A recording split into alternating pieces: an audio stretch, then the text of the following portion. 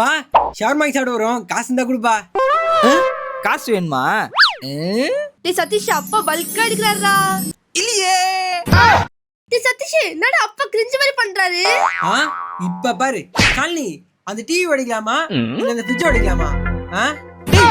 ஒடிச்சிடாதடா. எனக்கு இருக்கிற ஒரே ஒரு என்டர்டெயின்மெண்ட் அதுதான்டா. சரி போனா போட்டோம், நாங்க படிச்சு போங்க. நீ ஷாலினி 500 ரெடி. சார் மைக்கு டிவி சேனல் தெரியுங்களா? ஆமாங்க சார், இது மாதிரி டிவில இருந்து வரோம், லைவ் ஸ்ட்ரீம் போயிட்டு இருக்கு சார். அப்படியா சார்? கண்ணாடி மட்டும் கொடுங்களேன்.